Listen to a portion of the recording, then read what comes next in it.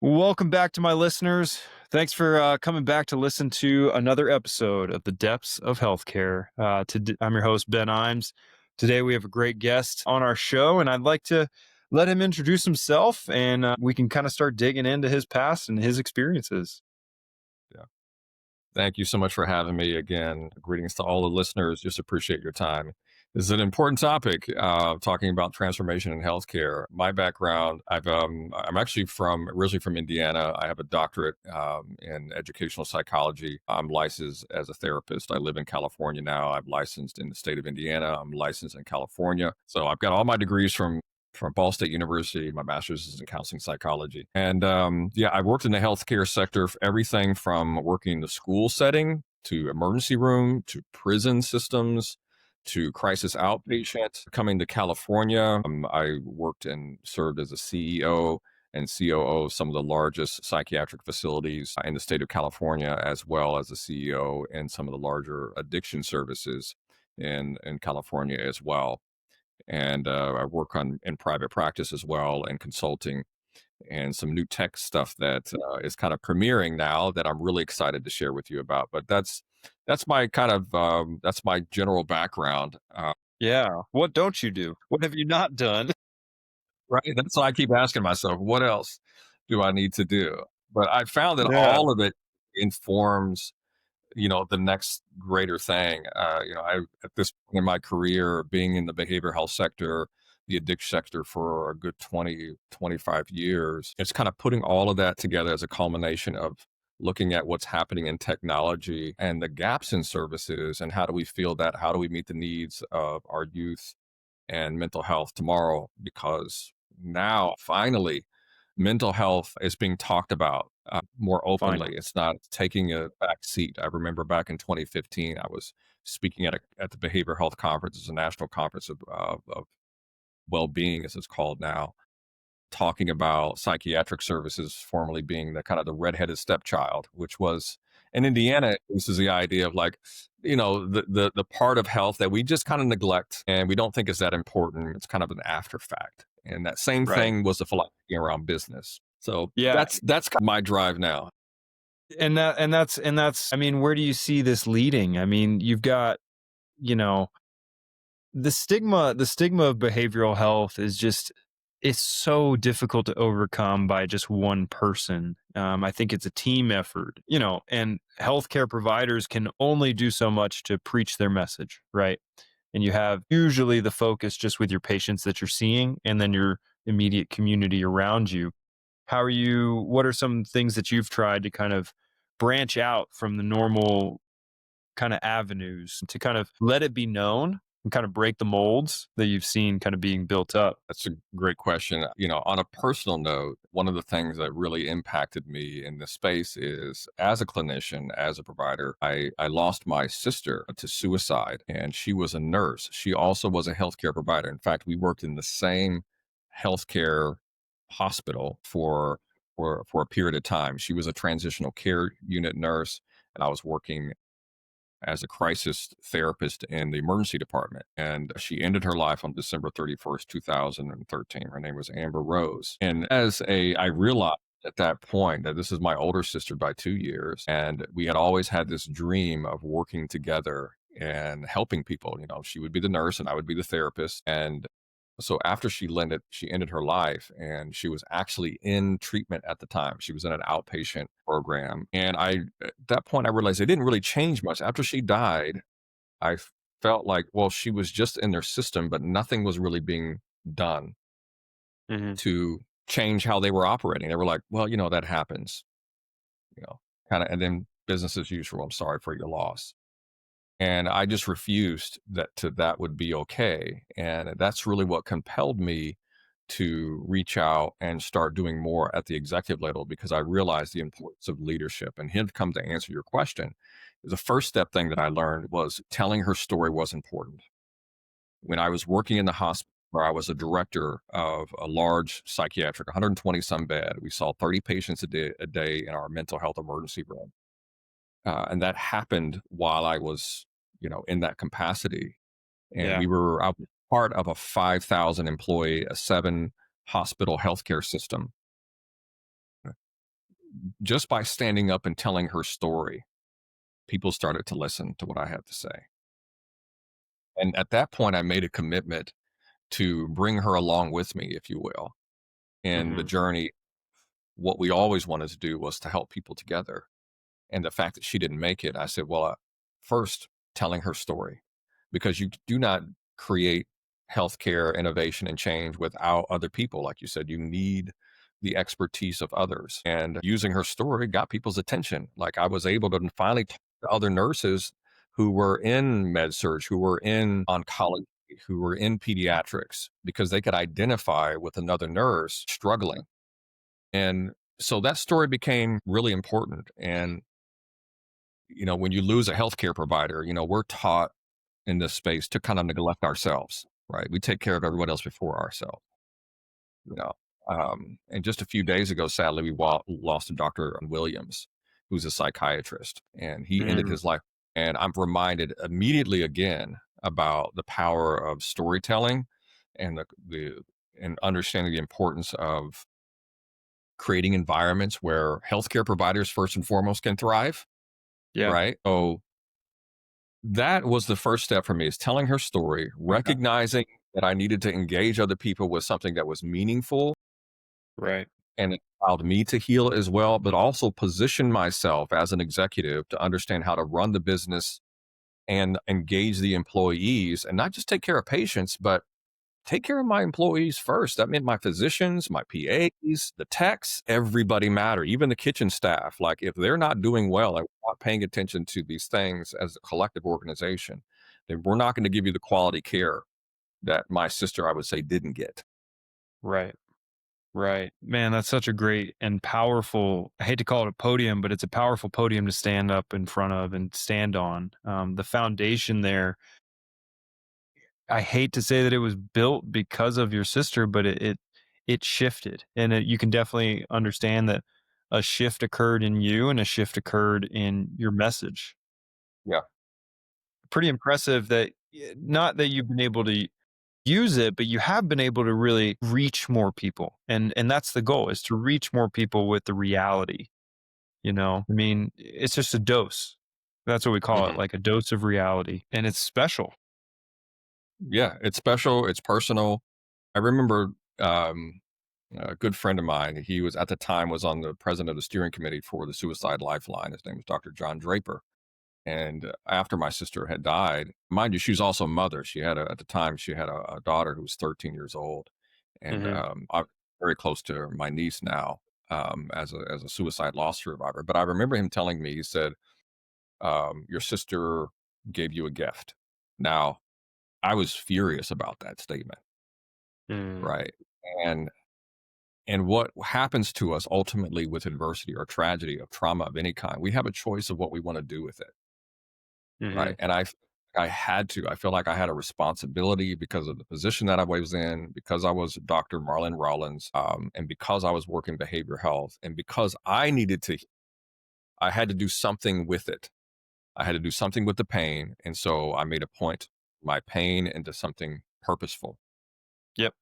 Yeah. It's clear that you channeled it well. Thank you, and it wasn't always well. So I've written 2 books, about it. One called "Healing the Impoverished Mind," building adversity or building resilience through adversity, and the second Mm. one called "Resilience Between Pain and Purpose."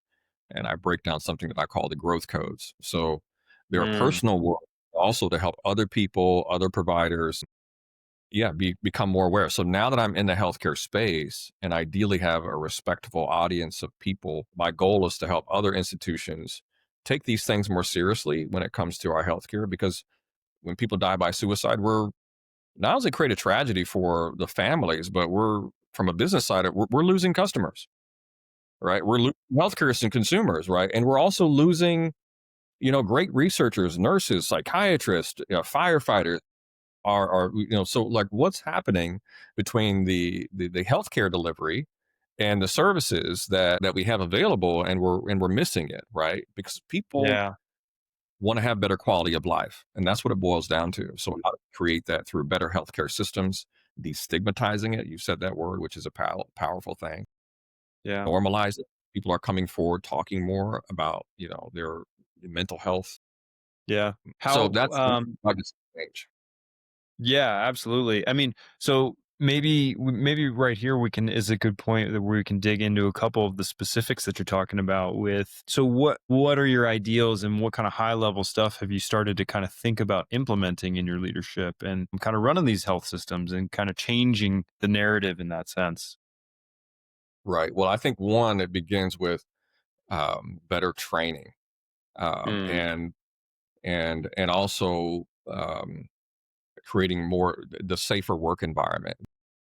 This is a lesson I think we all learned from 2020 hmm. when we went to COVID. Is that people in the workplace did not feel safe and they felt inadequately trained, especially when it came to safety protocols. Some people just open up their doors, but they're not training their staff. I've also learned that through education, because there's such a shortage with nurses and healthcare providers, they take a lot of shortcuts. So now it's incumbent upon the healthcare institution to actually train their employees. Just because you have a doctor or a nurse or even a therapist that comes through doesn't mean that school has fully prepared them to do that job. And if they're coming rotation, clinical rotation of some sort, like you have to continue to invest in your employees. So that's number Yeah. one. Yeah. Uh, you You can definitely still preach have a that. Let's yeah. get to number 2, but let's preach number 1. Number one, like let's training, you have to invest. You have to have good quality Yep. providers. Okay. Think about any industry. I don't know if you're talking about plumbing and electrical stuff. You better train them on how to do effective work, right? So it's high quality, so it's Yep. sustainable, and you reinvest in them. Yep. And like I said, in 2020, I felt like it was pretty clear that the healthcare industry at large, the employees did not feel like they were supported by the leadership of these organizations, Right. and put up and we banged on pots and we whatever we clapped for them, and then that all stopped. Nobody like really loved on them. We said we appreciate you, we see that Yeah. you're going up for us, but at the end of the day, like what are we really doing to invest in them? And I realized that our employees, they want more than a pizza party. Right. They That's want all they usually get. right. They want more than pizza and donuts. Like, let's just feed them toxic food, right? And thank you. And I'm on a 14-hour shift. All right. Yeah, good luck. Yeah. And so they want a fair wage. They want to be treated with, respect. So, wages become an issue. I'm constantly seeing healthcare workers strike, even in California. It's happening now.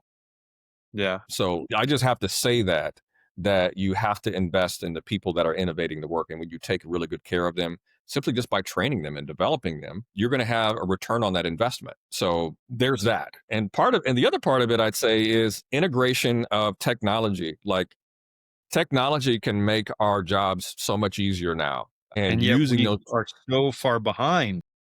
yeah.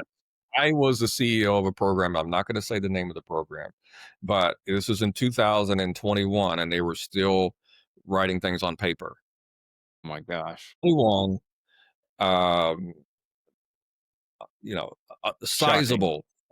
I'm not going to name the size either, but on paper, right? So if you can imagine how difficult it was to not only communicate, across multi-site, we were operating in two different counties. I will say that all Jeez. on paper, pieces of paper, right? So 2021, I was like, are you kidding me? So we converted into an EMR system, but that'll just show you like I couldn't believe that there was not an investment within that institution that had the capability to just make it easier for the workplace. Right. And then you have dictation software. Now there's AI software to help with expedition of notes, right? So making it easier to communicate using better platforms, medicine, right? So making it easier for us to interface with our consumers, and then also creating safeguards around that too, because with different, even Right. like what we're doing platform have to be HIPAA compliant and all that kind of stuff. So, but having pieces of paper everywhere, trying to sort them out with paper charts. When I was came out in 2016, the hospital that I was the first COO, then CEO, it was all on paper, and it was 100 and almost 150 beds, all on paper. This is psychiatry, if you could imagine, and we're chasing down folders, okay, to write notes, right? And the patients were complaining.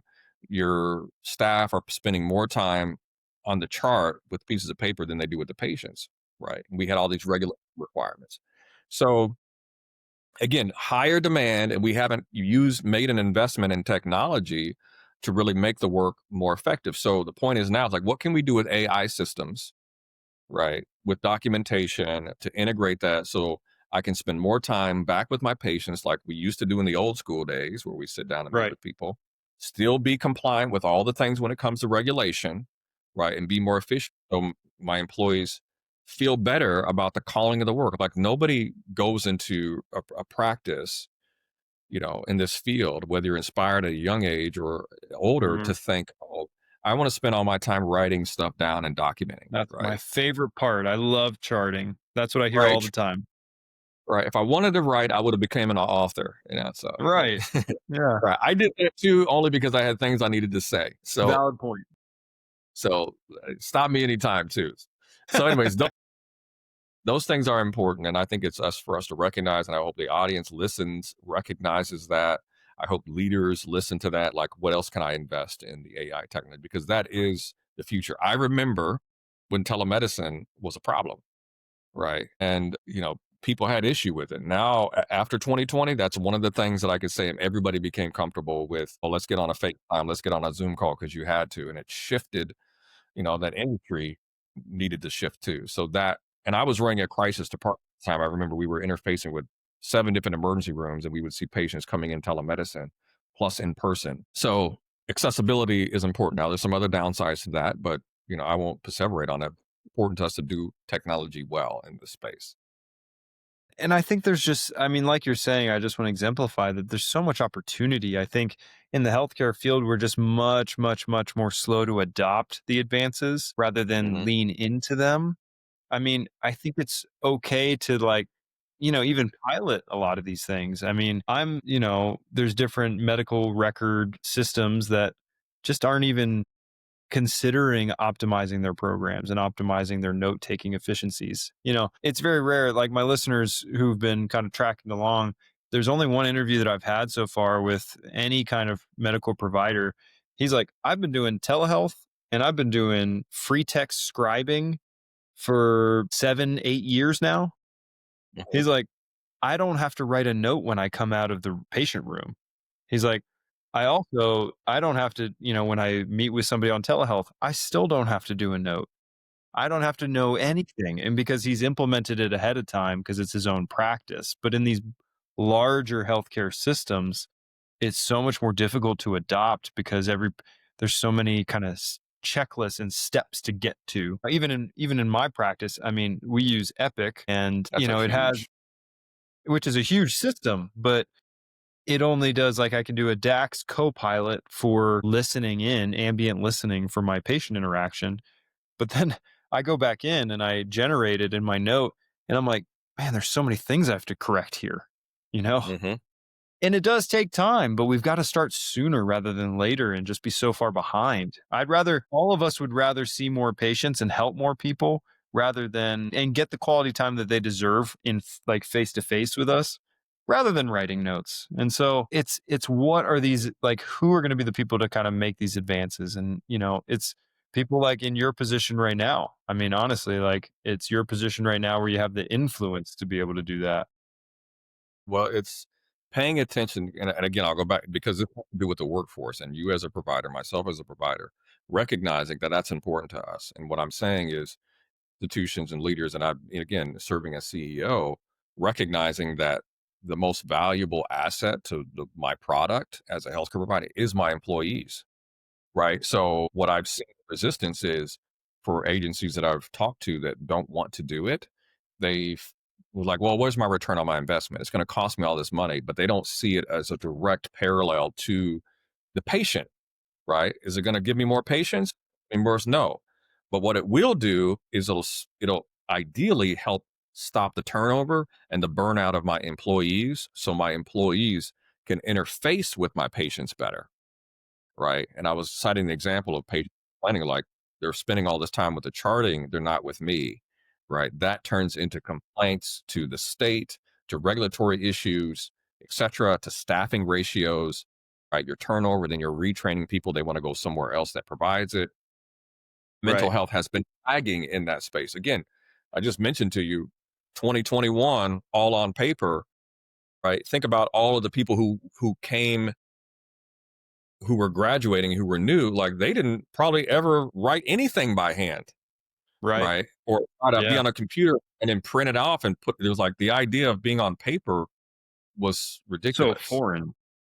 So foreign. So if you have big providers that are doing that because they're trying to save money, even I remember 20, when I became when I was a crisis director, we were still on paper too. We were actually converting over to Epic, but it was because of some of the incentives that the government was putting in place that you would get more federal money if you onboarded an EMR. So that was Mm, a clear, I get additional money if I implement this, then I'm going to do it. Right. right. So we just understand that if we don't begin to do those things, technology is going to go. I'm talking about, we're talking about years, but it's going to go fast, fast now. It's going to go quickly. And so I would urge leadership in that space to make the investment in some of these technologies to make it easier, because you're going to have to deal with the next generation of that and communities who are currently working on how to use it, how to transition over, and why it's going to help them. Right. So you got to get comfortable with Yeah. both generational workforce transitions as well. What do you see as, I mean, so you've already given good insight into kind of what you see like that has to happen now, honestly. That has to kind of be implemented now, but what are some things you're seeing from the business side that you've learned kind of along your path as well? And this is a little shift in the conversation, but I mean, hurdles you've had to overcome, lessons you've had to learn that you didn't foresee. Yeah. Definitely go on the payer mix, being in network with insurance companies. That is something that I've seen really hurt businesses, specifically, let's say in the addiction field. Sometimes being out of network will get you a better rate, right? Because you're paying the outer rate, and then you go in network. Well, and you get cut by almost 50 to 60% on your daily rate, right? And so you may have to make a big decision. Do I want to go on network? Well, some people sat on that and staying out of network to make the bigger dollar. And now that things have shifted, now there's people are in this place, I'd say, of desperation, and have been, of like, oh, we need to be in network. We have to be in network, right? Because otherwise I can't get the consumer at all. So that's one thing, understanding the insurance Yeah. payer game. And the That's other thing, it's almost like the cut it out completely. Sorry. Yeah, that would be nice, but there's variation in insurance rates and all this. And then the other part was just how we get to consumers. Like, we were using the way in which clients would seek out treatment, especially in volunteer care. They're the drive of consumerism, meaning I'm going to make a choice. And then we were Right. relying on Google to spend money to get ads in front of people. So I invest my money into that. Well, if Google changes their algorithm, then all of a sudden I have to shift my marketing plan, and where I'm spending money, literally thousands of dollars a day, right, to get ads out to convert into a few customers, right? And then they And change, how do you know that that investment like is worthwhile if it's completely changing like, every day? If the algorithm continues to change and you're not on top of it. right? And I've seen people like throw everything into that. So again, this is where you have to know how to use technology as a business operator, get in front of where the demand is, how to stay on top of these algorithms and diversify. That's the word. Is some people just kind of the old one trick pony. They're trying to rely on one particular payer, one Right. particular resource, one particular channel, and they'll do it for a while until everybody jumps on that, and then it's going to flip to something else. So you really need to be diverse and kind of have a mix, be looking at your data consistently, seeing where things are converting, and get ahead of the game. You want to have somebody who's really good in the tech space to help you kind of forecast what you need to do with marketing. Like, good God, like, just think about just trying to get followers on Instagram, right? That's a, like, how do you make that happen, right? And people say post every day. People say do this every day. It's all this kind of thing. Maybe YouTube's a better Exactly. way You to go. probably just got to show a little skin. Right. Yeah, so it's all these things, and then, you Yeah. do it, and, it works, and then it doesn't work, and then you got to change. That's the hard part, is always being at the forefront. So I think the biggest lesson is don't bake on the one thing. And I say even more so now in the space of technology changing, is because next month it can change. So pay Right. attention to data, try to get in front of what are the trends, what are other industries are doing, to look outside of healthcare, right? Mhm. Not just in healthcare, what's working, adapt to those places where you can drive the consumers to your products, make sure it's a good product. That thing will never change. Having a high quality product is number one because once people try and they use it and it's effective, they'll usually get a return customers on it. You should want people to get better. You Let me should just say that about should let's want make to be emphasize that. right. Like instead of keeping people sick to run out to maximize their benefits, Yeah. you know, and I'll say, this is personal because my sister was like, I don't feel like they were really interested in getting her better. They would just want to make sure that they use as many days as possible. Mm. And I was like, I'm actually not getting her back to work, which means you lose the customer. But we want to get our family members back, It right? yeah, it should. I mean, what do you think about this? I mean, I envision, and this is just from what I've seen in healthcare, but what I've also seen kind of across these different interviews that I've had. I mean, there should be kind of like a process of maybe like think of it like a graduation, almost like a system. If we said like, hey, you got to go, like, you're not in a good spot. We recognize it. Let's put you through this intensive program where we do see you a certain number of times. Like, we want you to commit to it, which they have, right? But then we want you to graduate from this. That's the goal. We don't want to continue to be your provider for the next life, for your lifetime, but we want to always be available when you need us, you know? And so it's like, what's coming out nowadays, and this is kind of a little shift, but the wellness, the kind of shift in kind of primary care and stuff like that. They're all preaching like membership based care outside of insurance. And the goal is to be proactive in your treatment. And once you get to that point, then to just continue with like minimal check ins, right? Yeah. I mean, would you see, like, do you consider that to be a possibility and something to work towards? Yeah. Our whole philosophy, absolutely, 100%, we should be focusing on preventative care, Yeah. early, early Yep. intervention, especially when it comes to mental health and wellness, right? Recognizing that we live in a very stressful world and recognizing warning signs and engaging people early on, making it affordable, making it accessible because you can guarantee there's going to be a need out there.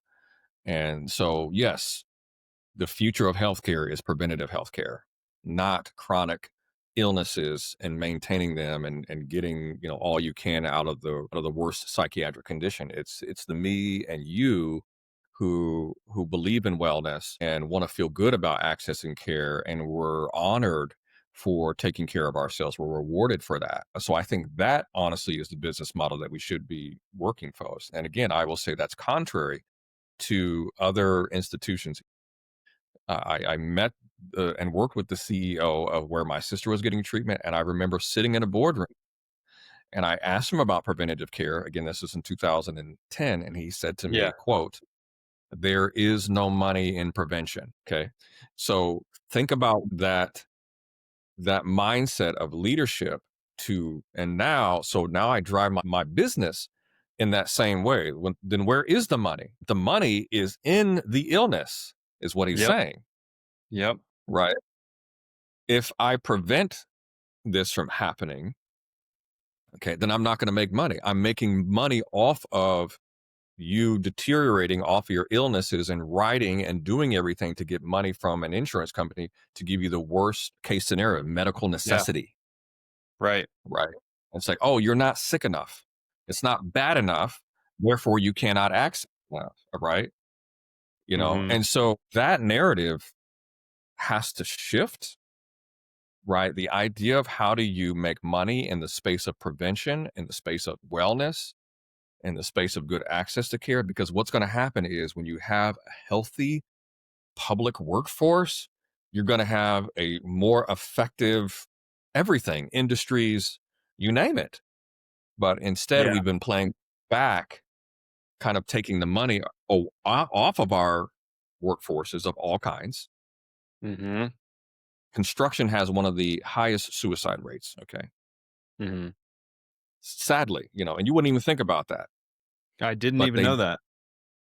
highest rates like the burnout, the alcoholism, Right. the neglect of the things that we walk, we see these guys working all the time. They have one of the highest alcohol and suicide rates for the whole country.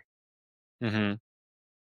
So my point is, what if I started putting wellness into that space and I started supporting them and I actually, instead of like making this work all the time and then they've got ten work days in a row and they go home and they drink or whatever, I'm actually doing wellness. You have a couple videos out there on YouTube where a couple of construction site folks are like doing yoga poses and stuff like that, Yeah, and yeah, like yeah.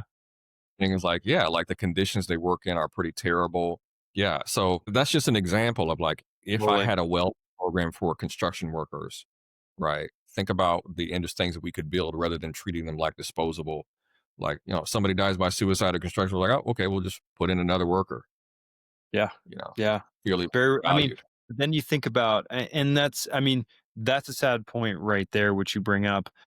I would say, and not to compare in a negative way for the listeners, but with all the training and how much it costs for RNs, docs, therapists, PAs, NPs, like any medical provider, even speech language pathologists, like for any of these medical providers that are very highly and specialized in their training, that costs a lot of money to get to that point, and then you're not going to continue to invest in them. They're just off on their own. I mean, they're already paying massive amounts of loans, you know? Yeah. Yeah. Oh, yeah. Yep. Yep. Done I that. mean, yeah, but then you have to come to a point of like saying, "Man, we should consider supporting them because if we don't have them, then our system breaks." Exactly. So those leaders have to go like, oh, wait a minute. I need good physicians. I've Yeah. worked with physicians who have been in recovery. Right, and they're, because of the work that they've done and the Mhm. burnout, recovery, and God knows all the stuff they have to go through to be able to continue to practice, right? And so Right. it's like, how come we weren't supporting them in the first place? Right, they got the point. I think about my sister to the place of when she was running the transitional care unit and she was a home health care nurse. She was Wow. doing both. So working a night shift, right? That's the worst things you can do for your mental health. Yeah. So I think again, from the business industry, getting more into preventative care, into wellness, making that shift, early identification, rewarding seeking help rather than making it like something's wrong with you. That change in mindset of like, oh, the doctor's going to take a break. He's not going to be on call. Good for him. He didn't wake up at 3 o'clock in the morning to take my call. A respectable doctor. He actually cares about his health. You mean he didn't leave his family and kids to go see the patient, right? So we do the opposite thing. Oh, the doctor that wakes up and is on call, answers his phone no matter what, and comes in at all hours. Those are the good doctors, right? And those are the ones we. And we revere them for good reason, but also at the same time we should say, "Hey, you got to protect yourself." Like Yep. you have to look after yourself so you can look after your patients. I mean, I think we need to also even consider normalizing sabbaticals for healthcare providers as like a part of contract negotiation potentially. I haven't been in healthcare as long as you have, but I've seen providers just up and quit, you know, like without telling any of the other staff, but just saying, "Hey, I'm not showing up for my shifts this coming week. Deal with it. I'm burned Yeah. out." Yep. Right? Yeah. Because they didn't feel supported to be able to see if they could approach somebody to say, "Hey, can you help support me through this?" But also, there's no way out in that sense. Like, there's no kind of opportunities or options for them to look into because it's just like, "Hey, you're a doc now. You have nothing to complain about. You get paid super well," or but really, in the grand scheme of things, it's not that well. Like, I think if you look at the stats, like physician pay and RN pay and all the medical field is staying very stagnant. Like, it is Yeah. staying very kind of level while inflation skyrockets. Yeah. Yeah. And so, yeah, it's some of the C suites, and I'm not knocking it, but it's true. The providers are kind of get starved, keep going, and you get trained to be that way, but that's what's keeping the organizational viable. But they're not getting the compensation that they should as a provider too. I've seen the same thing, and I was like, Yeah. oh, really? I'm You've been on like both sides, right? sides. I've been on both sides, so even How though do you you're getting marry those. it then? What's your ideas? Wow, that's a great. Well, I think being a provider who runs the operation ultimately, and that's really the idea is, and then knowing how to invest and reinvest in your employees Right. and not try to to be the rich guy, if you will, on top. It's actually okay. I want to create a healthy workforce, a healthy program for our employees. So Right. I want to share with my salary, my wages, and make sure that everybody else is taken care of. That's what creates them staying around, and you have the ability to scale at that point. So yeah, you can't scale like we said at the very beginning. You don't do this without your people, and the better they are, the longer they're with you, the more you train and investment. Your company is your people, right? And so, if you want them to grow, invest in them, right? I heard a Right. great from a CEO that was a role model to me, and he was having a conversation with like a CFO. He said, what if we invest in our employees and they leave? And he said, well, what if we don't and they stay? And I Oh, was well like, said. I was like, so that you have a greater risk, right? Like if Yeah. we don't do anything and they stay, then we don't grow. But if they Right. grow and they're excelling, the chances are we're going to scale our business. So you actually need to take the investment of investing in your employees. I think just knowing that at heart and valuing it and the way that you build your organization is what it boils down to. That's really the marriage. Absolutely. Absolutely. I mean, that's almost like the I was even gonna, typically with my listeners, they understand that I ask my guests of, so what are some words of wisdom to kind of that you'd leave us with or kind of share with us? I'm like, oh, well, you just did it for me. I think that's the most pertinent thing.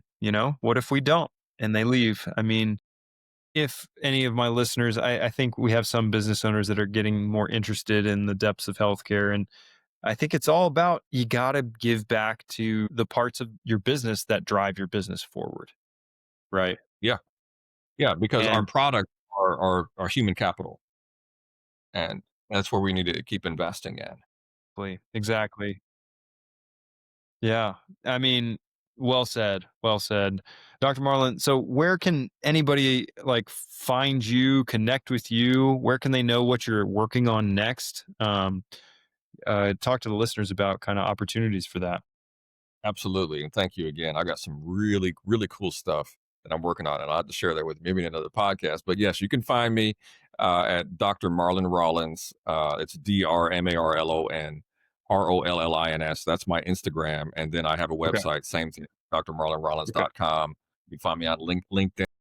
All the socials, I'm there under Dr. Marlon Rollins. As a matter of fact, you just Google my name and you'll see me all over the place. Good. Good. Sweet, man. Man, I'll push my listeners to go check you out. Guys, if you are listening, I mean, Marlon's doing great things and Marlon's trying to change the narrative, and that's what I think we continue to hear on this podcast and continue to hear with the guests that we're having on is how can we change the narrative? How can we bring out the best in the people around us, but also how can we serve the people the best that we can? Yeah. Yeah, we change the narrative by changing the conversation. That's how we change culture, what we talk about, Yep. how we talk about, and then we learn different. And honestly, after I had lost my sister, I realized that I needed to be in a position of understanding the business acumen. So that's what that compelled me. That painful moment, that adversity, said I have to change my own narrative. I'm going to be the writer of my own narrative and empower myself with the business acumen that I need to become that leader that I've always wanted to work for. Yeah, absolutely. Well, we'll get everybody connected with you, and thanks for sharing that. I really look forward to what's coming and a podcast in 6 months from now where we can kind of get back and reevaluate about the different dreams that are being achieved. Yeah. Yes. Yes. Good stuff. Got to have them. Thanks for your time, Marlon. I appreciate you. All right. Thanks everybody for listening. Yeah. Bye.